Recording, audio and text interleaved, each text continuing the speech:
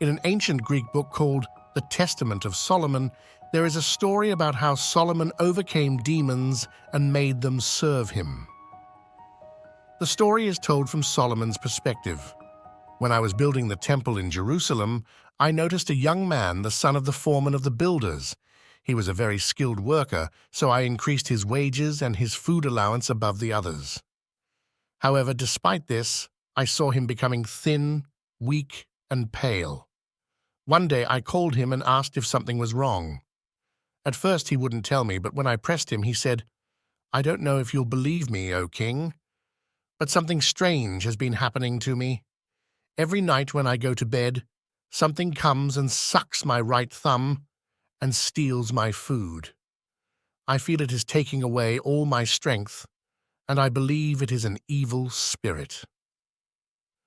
When I heard this, I returned to my palace, thought earnestly, and consulted the writings of the ancients.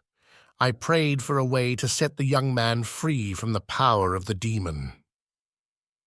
After some days, an angel came to me, bringing a ring with a stone in it. On the stone was the figure called the pentalpha, and within it was the name that cannot be spoken. The angel told me what to do with the ring.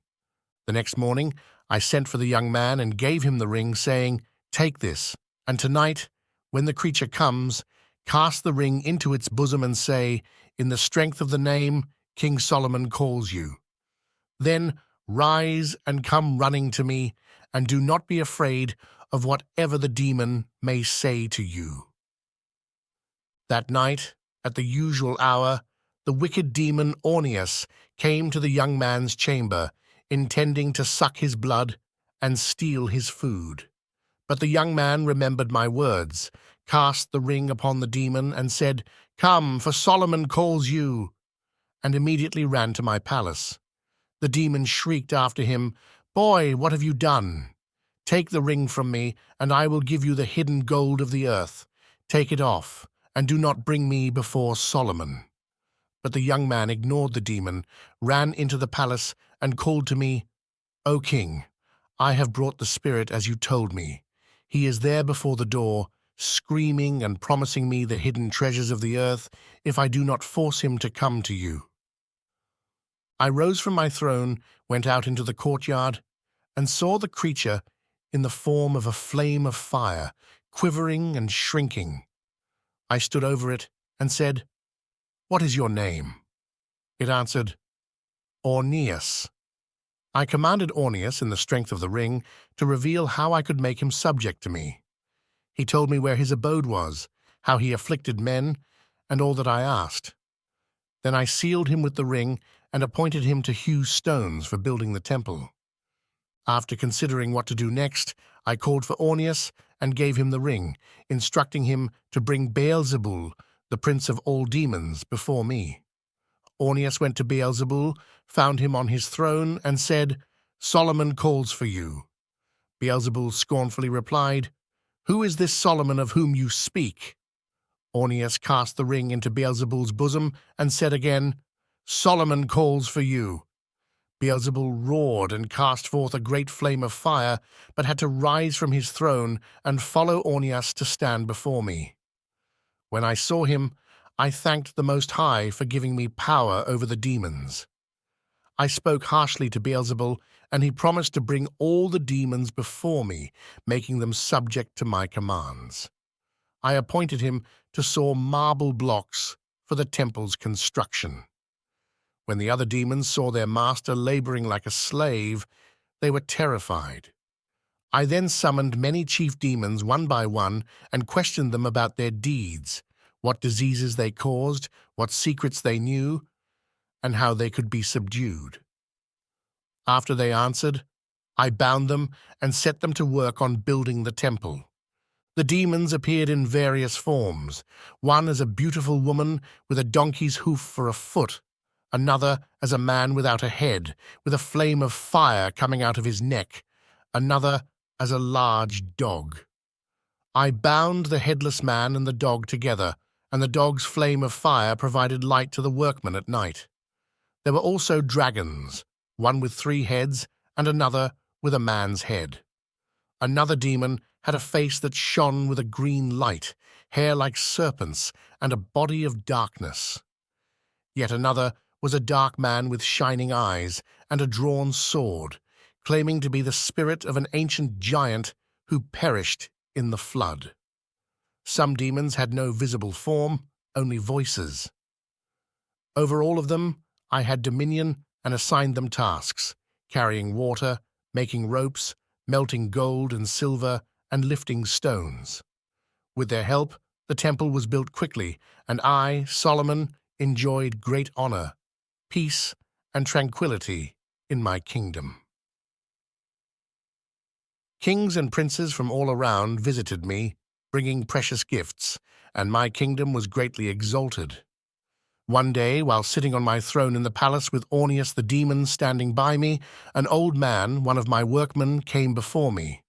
He cast himself down and cried for justice against his son, who mistreated him, beat him, and plucked out his hair. I had pity on the old man and sent for his son. The son denied the accusations, saying, "I am not so wicked as to strike my father. I have done no such evil." I sent him away and called the father again, urging him to reconcile with his son. But the old man insisted on his son's death. Perplexed, I was about to judge against the young man when I saw Ornius laughing. I asked him why he laughed, and he replied, "Forgive me, O king. It was not at you that I laughed, but at this wretched old man. He is plotting his son's death, but his son will fall sick and die in 3 days." I asked Ornius if this was true, and he confirmed it. I then told the old man and his son to strive for reconciliation and return to me in 3 days, providing them with food from my table. They obeyed and left. After 3 days, the old man returned in mourning, saying he had buried his son that day. I asked Ornius how he knew these things. He explained that spirits can fly up into the air and overhear the decrees from the heavens about men's fates. When they fall from the sky, people mistake them for falling stars. In those days, I received a letter from King Adaris of Arabia, asking for help against a venomous wind that killed people and cattle every dawn. He promised tribute and peace if I could capture the spirit causing the wind. I gave the letter to my chief counselor, saying, "Bring it to my remembrance in 7 days." After thinking about the matter, I instructed a servant to prepare a camel and an empty wineskin. The wineskin had the upper parts of the 4 legs remaining, sewn up with the neck open. I gave the servant the ring and told him to go to Arabia, where the venomous wind blew, and use the ring to capture the demon in the wind. The servant succeeded, and the wind ceased, earning Solomon's gratitude and gifts from the Arabians. Solomon then tasked the captured demon, Ephippus, with lifting a heavy stone for the temple. Ephippus succeeded and brought another powerful demon from the Red Sea to help him bring a great pillar. Fearing their power, Solomon trapped them in the air, where they remain holding the pillar, which is visible as a constellation, likely the Milky Way. Solomon learned that the Red Sea demon had opposed Moses in Egypt and helped Pharaoh's magicians. The demon was trapped in the sea until Ephippus freed him. Solomon's kingdom prospered with the demon's service, but he later fell in love with a Jebusite woman who insisted he worship her gods. To marry her, Solomon reluctantly worshipped Moloch, losing his wisdom and glory. He built temples to false gods and became a cautionary tale. Solomon wrote this testament to remind people to consider their end as well as their beginning. If you enjoyed this story and looking forward to more amazing ones, please hit the like and subscribe button and let us know in the comments what country you're watching this from.